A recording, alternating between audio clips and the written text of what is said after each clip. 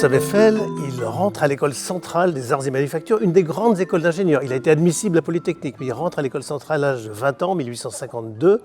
et il va se préparer d'ailleurs à plutôt avoir une spécialité autour de la chimie, puisque son oncle avait une usine chimique. Finalement, il va s'orienter à la sortie de l'école centrale plutôt vers la construction métallique, étudier d'abord des petits ponts, travailler avec un ingénieur, diriger un grand chantier à Bordeaux, le chantier du plus grand pont métallique de l'époque, avant de créer à l'âge de 32 ans sa propre entreprise. Et c'est là qu'il va construire petit à petit, au sens propre du terme, son œuvre, son mythe aussi, puisque ce mythe culmine avec la Tour Eiffel. Donc c'est un élève, peut-être pas brillant, mais en tous les cas un élève d'une grande école d'ingénieurs, et qui a surtout en lui non seulement la capacité technique de maîtriser au fond les subtilités de la construction métallique, naissante à l'époque, il va surfer un peu sur la vague du chemin de fer, de la révolution industrielle, de la construction métallique,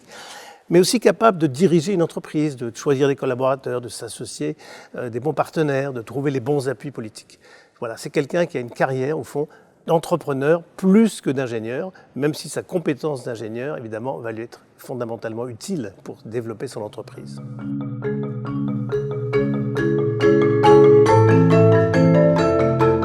Eiffel a créé son entreprise, qui est une entreprise concurrente d'autres plus grandes entreprises. Grâce à sa compétence, grâce à sa science aussi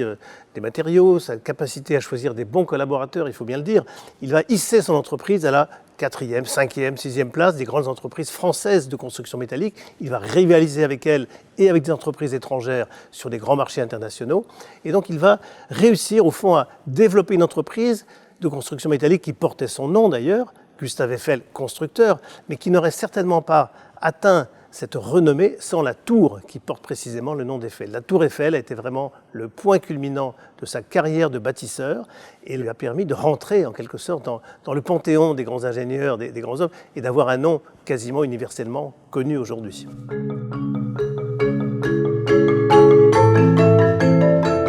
Gustave Eiffel a exporté pas mal de réalisations, des réalisations qui étaient en réalité fabriquées dans son usine, qui était à Levallois-Perret, tout à côté de Paris,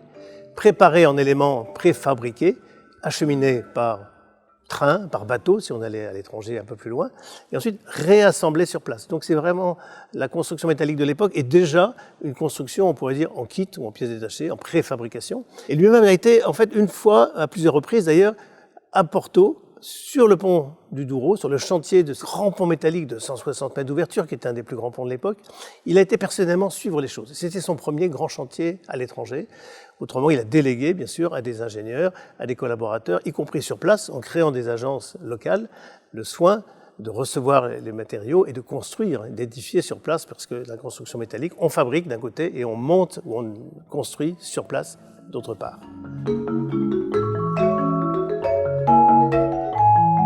Quand on pense à préfabrication, on pense aussi non seulement à des préfabrications de grands ouvrages, viaduc de Garabi par exemple, en Massif central, il faut acheminer les pièces au loin, mais il a imaginé aussi un système qu'il a fait breveter d'ailleurs, de petits ponts dits portatifs, non pas parce qu'on pouvait les porter, mais on pouvait porter les pièces, c'est-à-dire que les pièces étaient préparées en atelier, des espèces de triangles, déjà pré-assemblés, mises en caisse, envoyées ensuite sur place, et ensuite montées sur place par une main-d'œuvre relativement peu qualifiée, avec un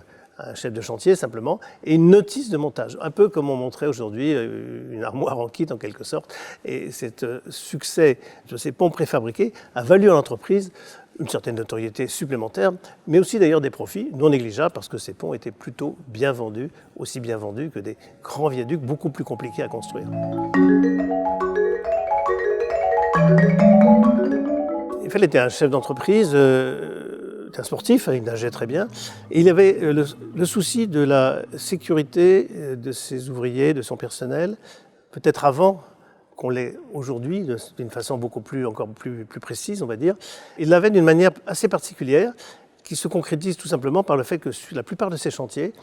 pas d'accident, ou très peu d'accidents. Sur la Tour Eiffel, un accident mortel, mais qui a eu lieu en dehors des heures de service, un ouvrier qui a été écrasé par un ascenseur. Comparons avec le grand pont construit en Écosse à la même époque, le pont sur le Firth of Forth, qui était le plus grand pont du monde, à peu près 70 morts sur ce chantier. Donc beaucoup de morts en général sur les chantiers qui étaient souvent faits dans des conditions un peu périlleuses, un peu difficiles. Eiffel lui-même avait le soin de préserver la vie et la sécurité de ses ouvriers. Une petite anecdote d'ailleurs qui vient illustrer ce propos. Lors de son premier grand chantier qu'il dirige en fait comme jeune ingénieur à Bordeaux, le pont de Bordeaux, un ouvrier tombe dans la Garonne. Manque de se noyer, il ne savait pas nager. Lui, Eiffel n'hésite pas, il plonge et il sauve cet ouvrier de la noyade. Donc on peut dire qu'il a payé de sa personne, là aussi, pour assurer la garantie de la sécurité de ses employés.